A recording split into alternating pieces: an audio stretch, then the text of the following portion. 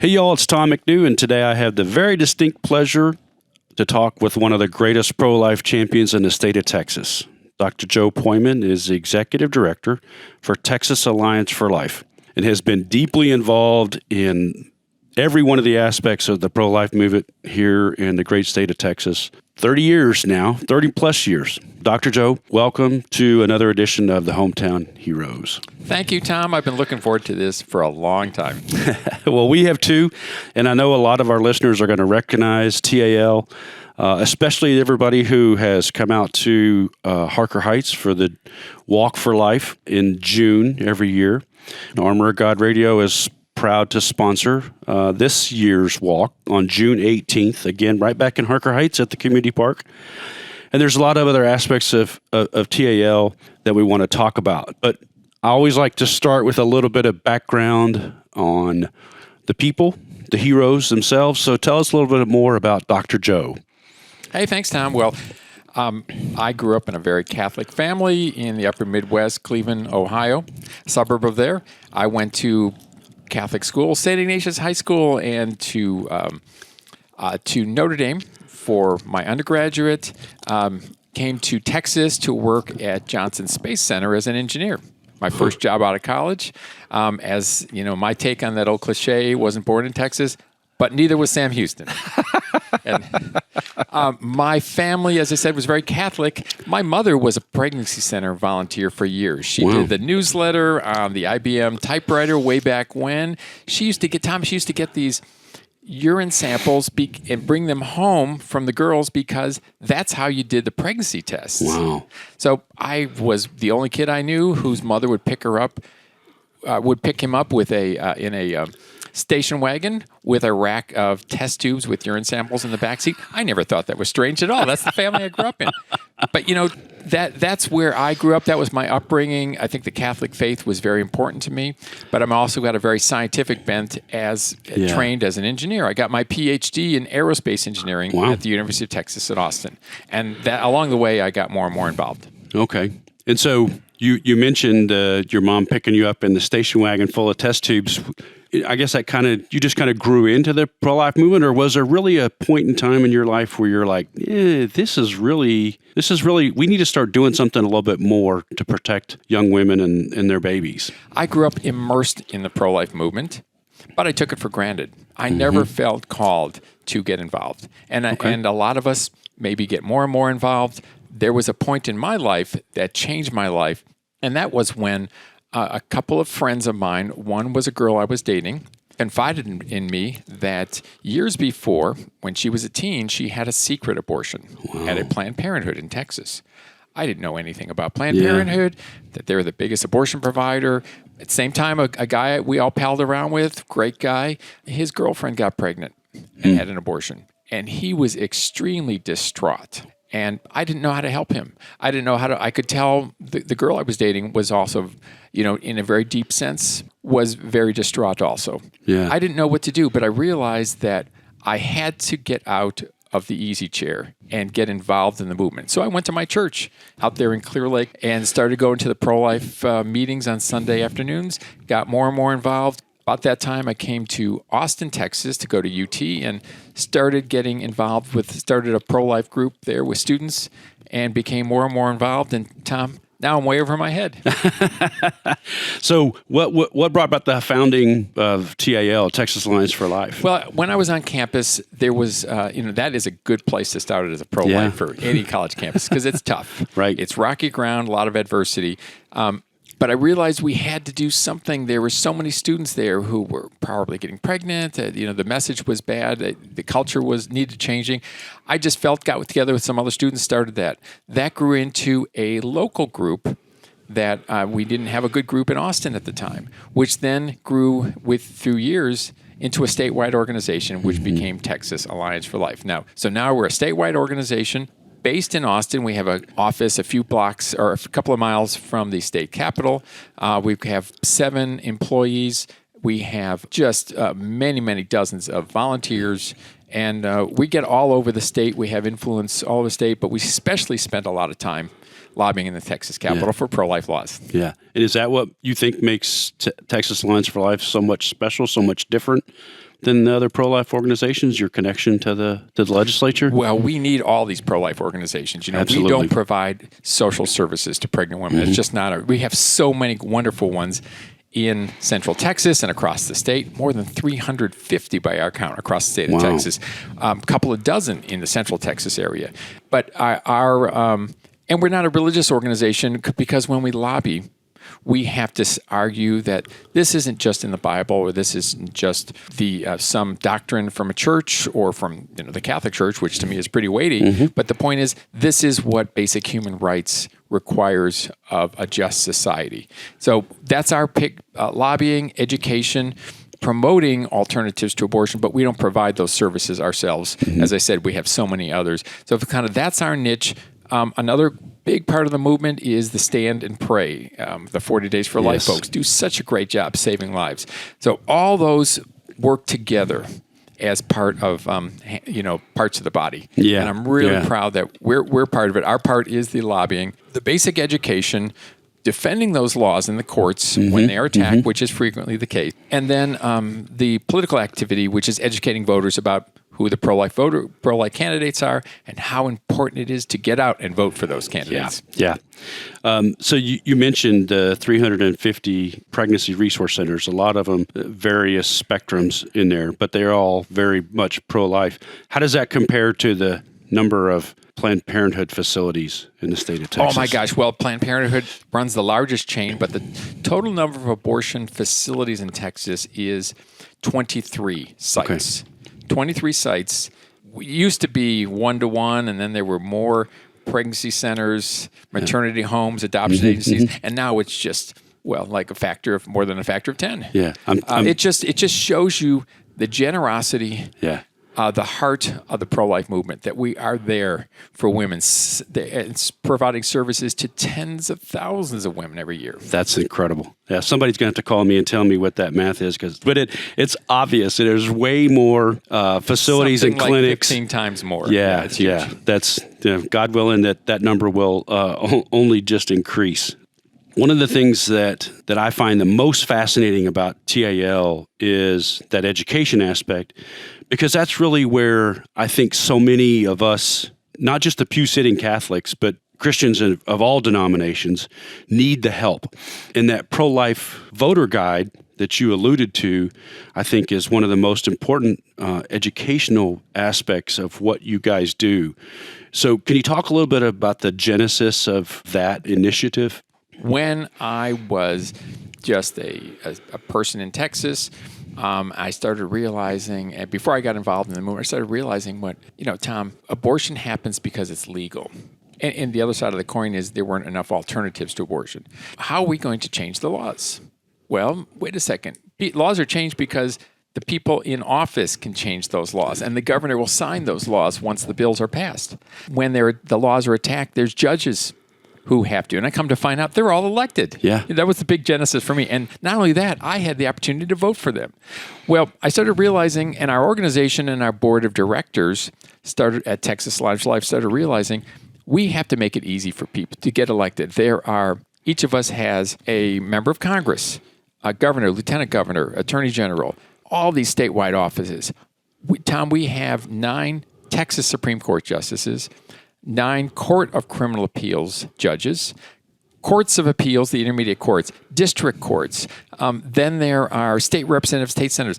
How do you keep track of all that? I mean, who of us, are on a daily basis think about our state representative? And yet that person is far more in touch with us than a member of Congress because the districts are so much smaller. So we put together a voter's guide. We survey, we interview dozens and dozens and dozens of candidates at all levels. We put together our recommendation. We have a state political action committee, a federal political action committee. We put together our recommendations, and we put together in something called prolifevoterguide.org. You go to that voter guide, and you can type in your address. And the people whom we have recommended will come up on your screen, and it comes up in the order that it will appear on your ballot. On your ballot. It's fantastic. Yeah. Now, I wish I could say just bring your mobile device into the ballot, but Texas law prevents that. But just bring up it on your computer, press print. you can bring in the piece of paper with you. Yep. Makes it so easy. We even put the links to the candidates' websites so you can check them out for yourself. We get so many thanks for people for doing that. So that's basic education. Tom, where do I vote? I live in whatever county, 254 counties in Texas. Well, we have a link on that website that comes up. Press it. It takes you to the part of your county's website that tells you where the early voting and election day locations are. Pro-life voting made easy. So there's no excuse not to get out. And then, we're in the midst of the primary election. Right. Super important for us all to get out and vote for these pro-life candidates. In the primary, there's probably going to be, 5 to 10, maybe 20% of all registered voters are actually going to get out and vote. Well, that means if there's 20%, and that would be a pretty big turnout. Yeah. If you vote, Tom, or I vote, or anyone listening, you're representing 5 people, 4 people, yourself and 4 people who aren't voting. Yes, there's a two-sided coin there.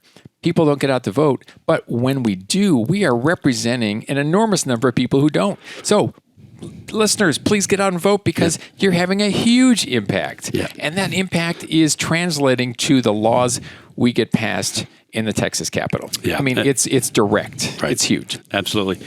And I always tell people, go vote, but go get smart. Go educate yourself before you vote. And you mentioned the paper. I walk into the voting booth with stacks of paper. Well, Tom, you only need one piece of paper. Just print out our pro-life voter guide, and it's there all you there. go. So how do you go about, you mentioned the polling and the questionnaires. How does that, can you explain that process a little bit? How you query the candidates and get their feedback? Or do you just go and dig through their individual websites? A variety of things. First of all, those people who are incumbents, we've got a record. Sure. We've seen how they voted. And frankly, I'm not apologizing for this. We favor the pro-life incumbent because the pro-life incumbent is someone who has, if he or she's pro-life, he's been faithful to the babies. Yeah. And I feel we have to be faithful to those people. They've got the track record. When I bring my wife to a party, I stick with her for the entire party, okay?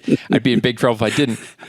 For the simple reason that, that person has been faithful to that elected officials who's voting pro-life on the floor of the House or Senate or in the Congress, judges who are doing the right thing. Right. They're proving it. So we don't need to, we should favor that. We should be faithful to those who are faithful to the babies. Those open seats, or if there's, if open seats, then we typically there might be 4 to 6 candidates, sometimes fewer, sometimes more. We try to interview all those candidates. We have a political action committee, a board that interviews them. We look at their websites. We look at who's endorsing them. We look at, have they supported the pro-life movement in their own life before they, and Tom, I will say at least in the Republican primary, every person who's running is more pro-life than Mother Teresa. Okay. It's just cool to be pro-life. In the Democratic Party, unfortunately, it's just the opposite. Yeah.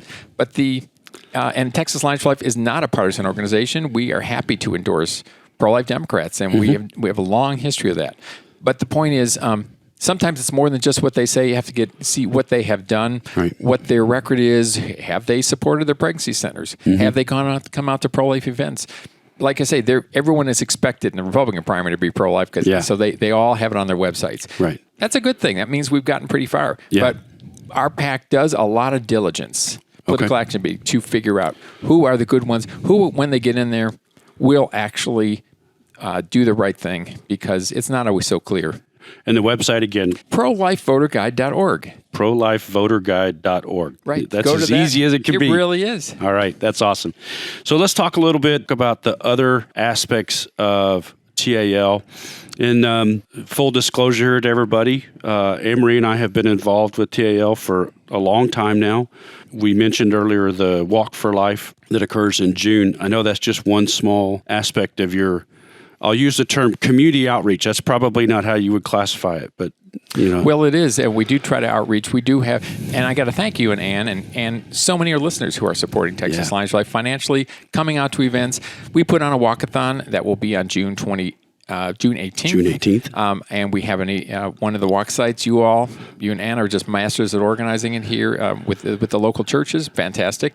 That's a fundraiser for our our legal defense efforts. Okay. That event. But it's great to just get people out. You realize I'm not the only pro-lifer. Right. I see dozens or hundreds of people. It's just wonderful to do that. Getting the church involved, the pastors involved, fantastic. And crossing off out of our Catholic circles into non-Catholic circles, so important. We also put on there's an event called the Texas Rally for Life. It's in January every year to commemorate the tragic Roe versus Wade decision.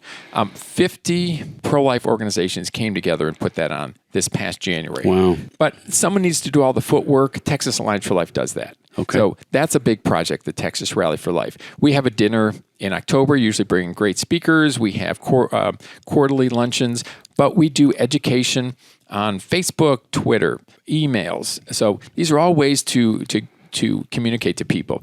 And we have identified 3 things we have to educate the public about. Very simple. Number 1, life in the womb. Life begins at conception. It's so basic, and ultrasound images have really helped. I mean, you can't meet a guy whose wife happily shows you the ultrasound image of the newborn baby. Okay. Sometimes the video. I mean, here's this video on my phone, and the baby's moving around, the heartbeat, and so forth. Life begins in the womb. We have to educate that because that's the basis of our movement. Abortion is not helpful to women. It hurts women in so many ways. And the third one is we have vast resources in Texas with respect to alternatives to abortion. No woman should seek an abortion because she feels she has no alternatives. Reporters ask me, Tom, what do you have to say about women going to Oklahoma or Arkansas, New Mexico for abortions because of the Texas Heartbeat Act? I say, it breaks my heart because obviously they don't know about the tremendous resources Texas provides to pregnant women. So they don't have to travel. They could give birth to the child here in Texas, keep the baby, or place that baby for adoption. It breaks my heart that not every woman knows that. So you mentioned the PRCs, and you and I were talking earlier, and I always hear the big critique that we have about, pro-lifers, you're really just pro-birthers, and you really don't care about that mother or that child once that baby's born. And that's why the welfare system and the poor still exist. You know, it's so ridiculous, and anybody who's involved in the pro-life knows that's silly. It's almost, we kind of don't even want to refute it because it's so obvious to us, but it bears saying that the pro-life movement gets started when the woman knows she's pregnant, and it ends years after the birth of the child with respect to helping that woman. Now, example, one of the things the Texas legislature passed was the Texas Heartbeat Bill. Everybody's aware of that. At the same time the Texas legislature passed the Heartbeat Bill, they appropriated $100 million for the state's Alternatives to Abortion program. Wow. Now, that's a program which will help 150,000 women every year with everything she needs to successfully give birth to her child, keep the baby, or place the baby for adoption. Now, 150,000 compares very well to the usual number of abortions in Texas, which is 54,000. Once that baby is born, the program continues services for 3 years after the birth of the child. So all this nasty legislature only cares about babies until they're born. Not true. They actually care for babies well beyond that. If she's low income, the baby will probably be on the child health insurance program. Half of the births in Texas are paid for by the state of Texas in the Medicaid program. Her services are paid for 6 months after the birth of the child. I think there's only 1 or 2 states who do that, Tom. Wow. And the baby is covered for 12 months, and again, probably will qualify for CHIP after that if the woman's low income. Just fantastic services that the state of Texas does. That does not include the numerous private agencies who get no public money because they don't want to. They just want to fund for themselves. And they are, in total, some 350 pregnancy help centers, maternity homes, pregnancy centers, adoption agencies across the state of Texas, helping tens of thousands of women every year, some publicly funded, some privately funded, but the network is there. I'm very proud of what Texas offers. How many of these 350 pregnancy resource centers is TAL involved with? I try to keep in touch with as many as we can, but we're based in Central Texas, and out of our Walk for Life, we give grants. We call it a double tithe. Out of our revenue, we take 20% of our net, and we give it out in grants to 21 this last time, 21 pregnancy centers, maternity homes, adoption agencies in the Central Texas area. And that was a $1,000 check we gave to each one. Wow. Now, $1,000 for their budget is probably small, but we want them to know we care. Yeah. We want them to know. And frankly, everything helps. Yeah, sure. So we are directly funding those out of the revenues from the Walk for Life.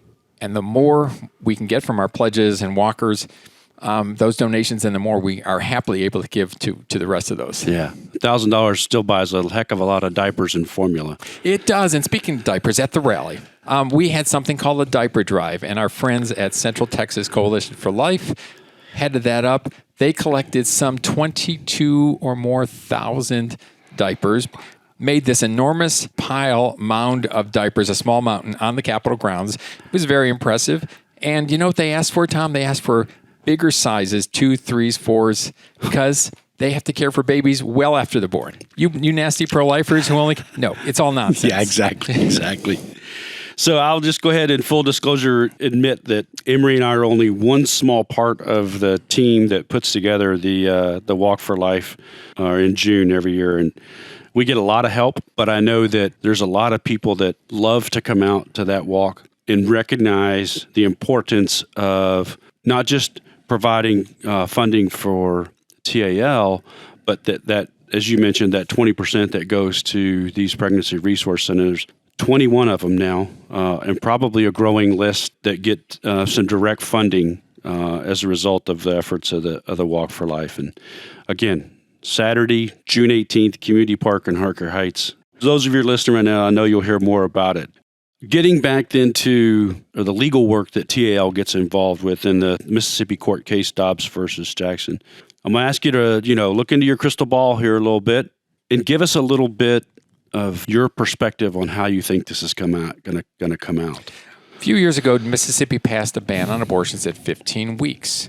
Why 15 weeks? Well, that's when a really horrible method of abortion starts, called dismemberment abortions.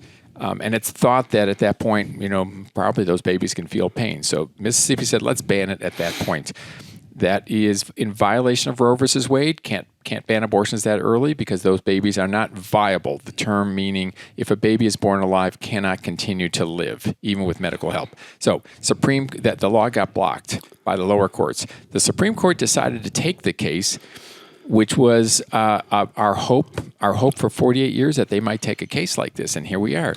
The question the Supreme Court is going to answer is whether any state can pass a law that protects babies before viability. Mm-hmm. So that's the whole question of Roe versus Wade. So bingo, everybody's realizing it's possible the Supreme Court could not just allow the 15-week ban to stay or a 12-week ban. They might blow it all open and say, states, you can protect babies even at conception. So if that's the case, it's a whole new ballgame. This is what we have hoped and prayed for the 48 years since Roe versus Wade, now 49 years. What's going to happen? Well, you mentioned a crystal ball, and we all have a crystal ball. It's not very clear. And the Supreme Court is supreme. They kind of do what they have, and what can they get 5 out of 9 votes to overturn Roe versus Wade? We think that there are possibly 5 votes who could do that. Mm-hmm. So the time frame is this. They typically release their opinions of this kind of magnitude at the end of their term, which will end at the end of June or early July, certainly before the 4th of July. Mm-hmm. They will release their opinion. If they release it and they completely overturn Roe, Texas has another law. Now, I know we all heard about the Heartbeat Act. There's another law that the legislature passed, and the governor signed into law, Governor Greg Abbott, very pro-life, and it was our organization, the Texas Catholic Conference of Bishops, Texans for Life, a group in Arlington. We all got together and got this law drafted and helped the legislature pass it. It will protect babies before viability to the extent that the Supreme Court allows it to, and it goes into effect just about 4 weeks after the ruling. So that means, Tom, at the end of June, the Supreme Court drops its decision, then a couple of weeks for them to possibly reconsider it. They probably won't. And that would mean 4 weeks later, mid-August, babies could be protected completely from abortion beginning at conception in Texas, in the state of Texas. That law is called the Human Life Protection Act. Some people call it the trigger ban. Because it's triggered by the Supreme Court.